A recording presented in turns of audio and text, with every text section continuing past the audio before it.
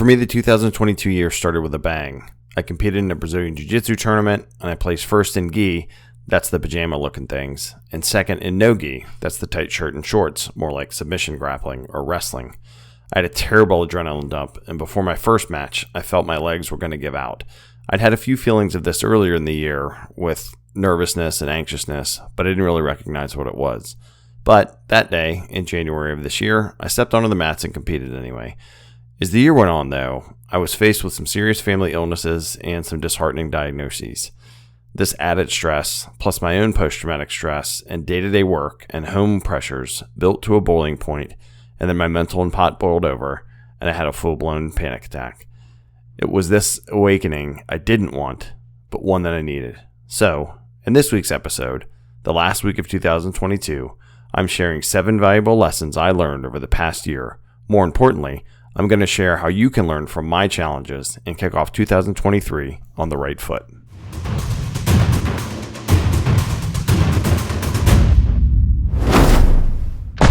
Hey everybody, thanks for coming to the KEV Talks podcast. I just flew in and boy, are my arms tired. Hello listeners, thanks so much for being here, subscribing, going to KevTalksPod.com, following the blog there. Thanks so much for being here throughout the year, for staying with me as I pivoted. I hope this episode is helpful for you. It was helpful for me to just go back and think about what did I learn this year? What did I help myself through? What did I get help from others from? And to share that with you all, because I know there's someone out there that's probably gone through similar things, is maybe going through similar challenges like I have, and I'll touch on those throughout this episode. But I hope that the actionable steps that I share help you. And let me know. Go to KevTalksPod.com, leave comments, give me some feedback. Follow me on @PenelKG on Instagram and Twitter.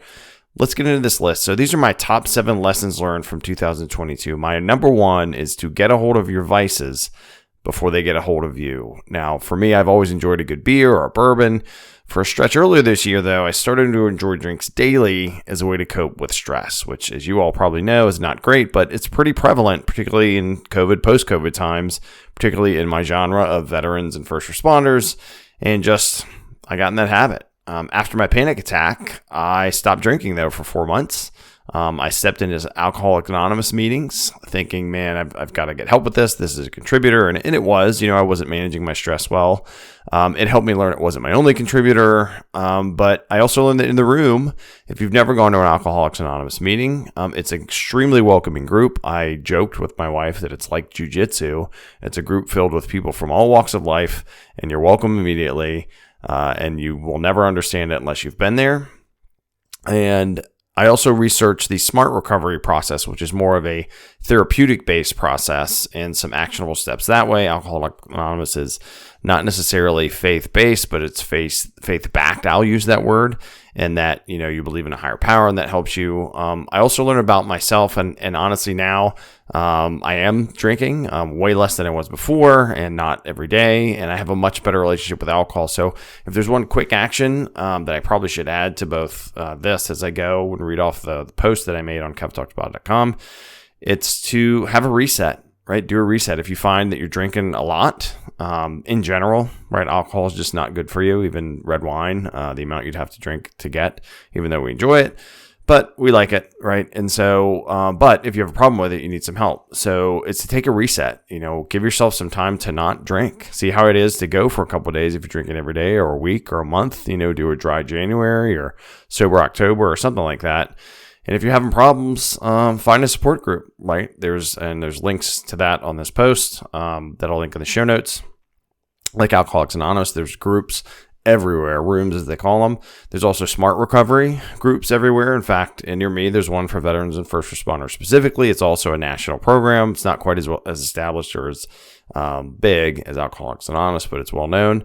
And then review the resources on the All Clear Foundation. So I talked to Rhonda Kelly, that came out last week, and there's great resources from the All Clear Foundation, and I've linked directly to those, just about different substance abuse that first responders, emergency responders can get into. It's pretty prevalent.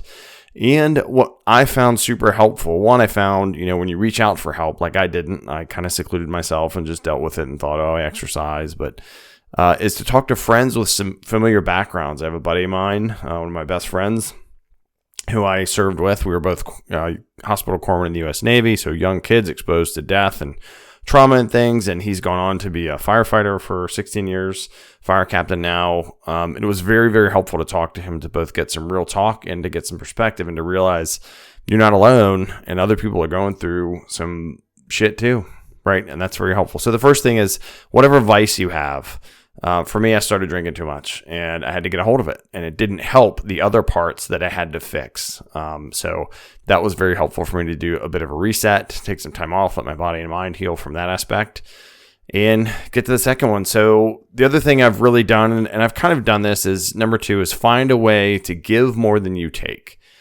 And for me, I've always felt compelled to share information and lessons I've learned, whether I got to go on a staff ride at Gettysburg, a leadership thing, and I immediately did a big write-up and shared that with my teammates that didn't go. But the internal drive really inspired me to start podcasting in 2018. I started with Between the Slides as a way to provide all hazards management principles and best practices without having to travel. Honestly, I had younger kids. And then in 2020, I kind of pivoted, as I, in my life, had pivoted a few years in then, to kind of program and project management proper and focus a lot on those processes and getting more into interviews. And then this year, I decided to focus more on who I have been over my, 2.5 decades of professional work, and really think about, public safety and technology and healthcare, and then still talk to other folks about leadership and things, but, in the more specific areas. And so that's why I pivoted to the KEV Talks podcast, like I've talked about. And I've learned that, overall, just sharing my personal and professional experience has provided tangible benefits to others. Like I helped somebody pass the PMP exam, and we only corresponded through Reddit, right? In the program management Reddit subreddit, which I actually banned from because I linked to a helpful resource on my site. So shout out to project management subreddit and anybody there. But someone had posted, hey, I want to pass this, and I shared what I'd written up. And actually, if you go to the KEV Talks podcast website, you can search like pass the PMP, and those steps are there if you need help. But it validated, right? If you reach out and you're giving, you can have a really tangible asset, or be a tangible asset rather, to folks out there. And it's not just about the numbers, right? On the show, some days I've gotten like a few thousand downloads, and some have gotten like 10. And do I want the big days? Sure. But I know that I impact doing this podcast, and I hope it's impactful. And actually, if you want to help support this podcast and keep things going and help it continue to grow, if you go to kevtalkspod.com, there's a support the show link and have a PayPal there. Any amount is helpful, and it's appreciated.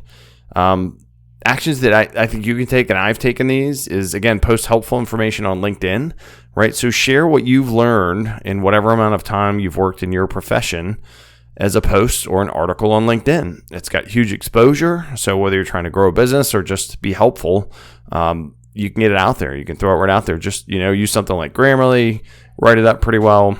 And then also, maybe start your own podcast. There's tons of podcasts. There's, I forget however many, 2 million maybe, but there's not near that number that are actually active or maybe putting out good content, right? There's just people start them and they don't get instant success and they quit.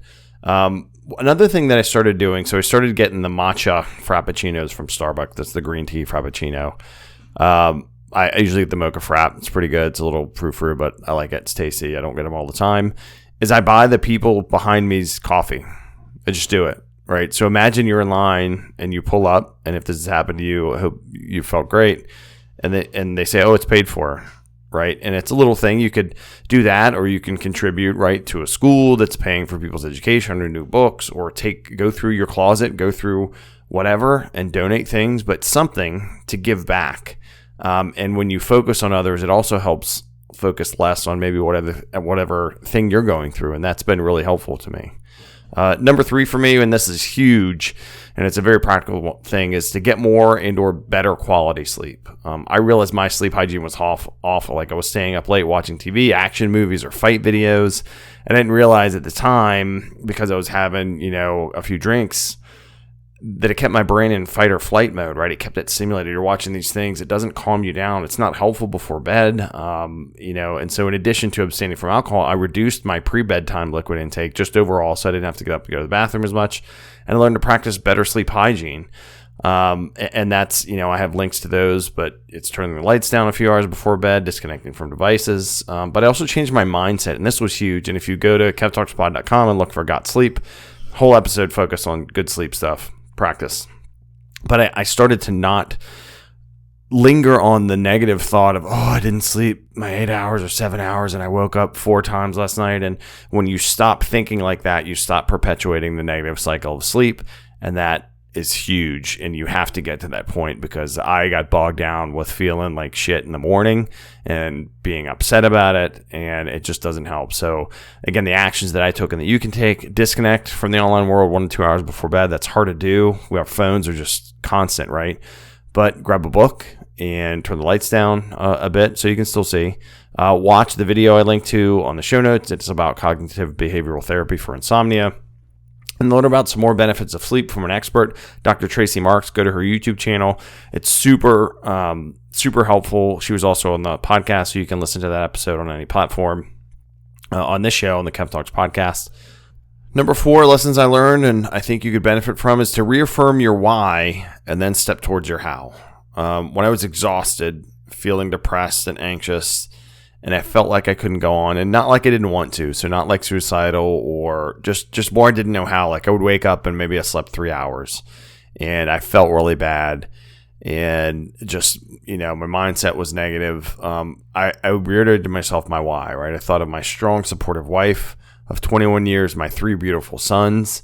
Then as I awoke anxious some days and exhausted some days, I took a step, and then another and another. And then my why acted as my virtual hand, right, that was on my back driving me forward. Now, I understand not everybody out there has a why or has a spouse and kids or some system, but think about something in this world. Your why could be that you like to see those flowers that are at the park, or you like, going for a walk or something. So we don't all have the same support system, but there's something out there that each of us can latch onto that's our why for pushing when we're in our tough spot. Actions that I took to help reaffirm or just, to learn about my why, and really where I heard this saying is from reading Man's Search for Meaning. I've talked about that a few times. Super impactful book.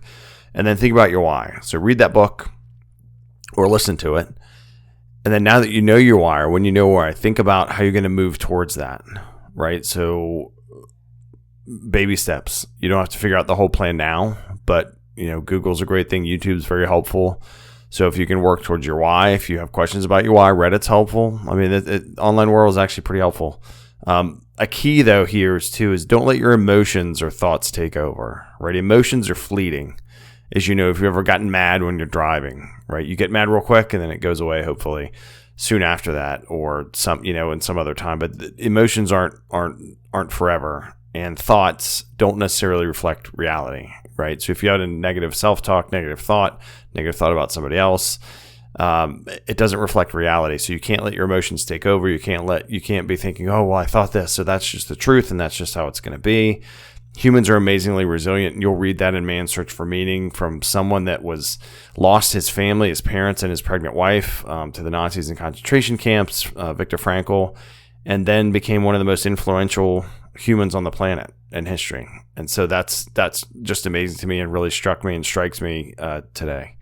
Number 5, remember that how you talk to yourself matters. And I've mentioned this before as well, but again, it's super impactful. So I listened to Gary John Bishop's Unf Yourself, Get Out of Your Head and Into Your Life audiobook a few months ago. His no-nonsense take, his no-nonsense talk struck me, and that's what I like. I've been around no-nonsense people from growing up with my dad to being in the military and public safety, and it's very effective for me. And so he was all about that. Plus, he has a cool Scottish accent. But the actions that I have taken, that I suggest that you all take if you need to, is to use I will or I will not statements. And I've shared this before, but use I will. I will do this positive thing to make myself better, or I will not do this negative thing anymore to keep myself held back or make myself worse. And that's huge. And how you talk to yourself matters. Saying, oh, I'm awful, or, in a conversation, self-deprecating or joking around, it's, that stuff adds up, even little things. So focus on what you will do that's positive. Focus on what you won't do that's negative. And I've done that, and it's made a big difference. Number 6, rejoice in doing things afraid. This thought helped push me when I had moments I would, be anxious and built up, and man, what am I going to do when they filled me with that? And then I started listening to, and I'd heard her before from my mother-in-law and then my wife, Joyce Meyer, and I've gone back and forth, as I talked about on Got Faith, that episode. You can check that out at kevtalkspod.com. of religion, right? Of believing, of not, seeing bad things and wondering how can there be a higher power, a God, somebody that's letting this happen. And the thing that I love, for me, the message that I get from Joyce Meyer, she both educates me about God, about the Bible, about things that I haven't studied near as much, but as equally to me is the practical application of just that knowledge, or just life, right? She went through a horrible childhood. She was abused by her father. Mother didn't help. And this is from her saying this on her show. But so she talks about practically how she pushed past those things through therapy, through medication, through this, talking to, I think, her friend or a friend of hers on one of the episodes where she told Joyce, well, why can't you just do it afraid? Right? So instead of saying, well, I can't because I'm afraid, I'm never going to do that because I'm afraid, and then stopping yourself, whether it's going outside, going shopping, especially after COVID or before, if folks are afraid of germs and things, well, why can't you do it afraid? What precautions can you take to make it better, to make you more comfortable? Or flying. Like I am not a big flyer, even though I've gone skydiving, which is kind of weird. It's a control thing maybe, but if need be, I'll do it, right? Or when I'm nervous, and I've talked about being anxious doing jujitsu, getting claustrophobic, but I'm going to keep going, keep doing it because I'm going to fight my fear. And I highly suggest folks do that. And that changed my mindset forever. And so the action that I take, that I do each morning, that I suggest is give her a listen, right? You don't have to change your faith. You don't have to change your spirituality, but just listen to her message, the pure message, right? That she says, the practical application of it. So listen to her. They're 15-minute shots, right, in the podcasts, and then make a list of things you're afraid of maybe, and think about how you can chip away at your fears. So what are you afraid of? How can you push past it? And then, listen to Joyce to get some tips. It's my suggestion. 7, doing hard things regularly makes you more resilient. I'm fortunate that before I, was stressed out, had this panic attack, I had a good base of regular exercise that I'd been practicing and still do.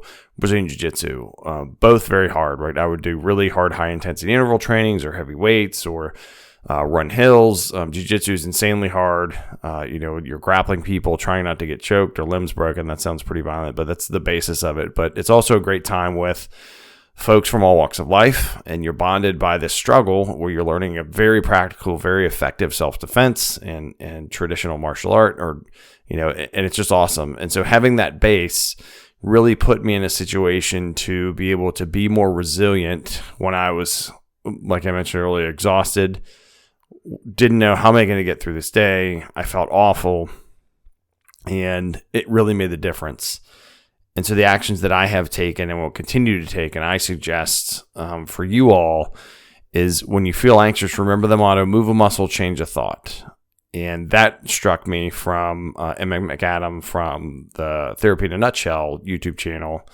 Very impactful, right? So if you feel anxious, if you get up in the morning, then get up and get moving. It's also a reminder, the mantra on the Pinnacle 5 Fitness Club YouTube channel, which is my channel for exercise things, go check that out, is to get up, get after it, and wish you Godspeed. And so talking through that has to do with getting up and moving a muscle and changing thought, is get up at it and make your bed. Get after it with some kind of movement exercise. Go for a walk in place, walk around your house. If you have a home gym, go get a workout in there. If you are going to a gym, go do that. Just something to get you moving in the morning makes a huge difference. And then wish yourself and those around you Godspeed, right? Which is good journey, which is I hope you have a great day, those kind of things. Being nice to others, wishing others a good day, right? Looking at folks, if you're on Zoom calls, I'm on Zoom calls all the time, and saying hi to folks and not just jumping into the matter of the meeting, but actually talking to folks. How are you? How's your family? How are your feelings? Or anything you need makes a big difference. But what helps us push through is when we're in hard times, is if we put ourselves in hard times regularly. And it really made a difference for me. And I think if I didn't have that base, I would have had a much harder struggle. And I'm not, perfect and totally fixed. I still have some anxious days and things like that.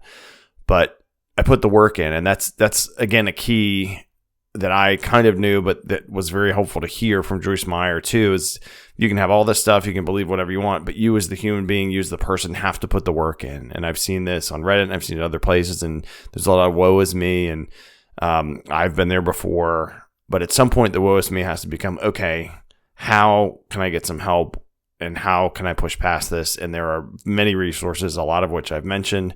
And again, they'll be linked to in the show notes. But I'm going to leave with a quote from Viktor Frankl and the best wishes for all of you, and the biggest thanks for listening and staying with the show, for coming back after I took a bit of a hiatus this summer that I needed. And this is from Viktor Frankl, and again, just one of the most impactful authors and humans that I've been influenced by through his work. Everything can be taken from a man but one thing, the last of the human freedoms, to choose one's attitude in any given set of circumstances, to choose one's own way.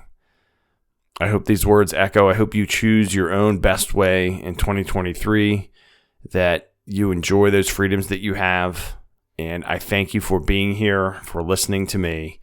I wish you all the best as we get into 2023. Remember to have a plan, stay informed, and get involved and make a difference. And I wish you all Godspeed. But for now, I've got to fly.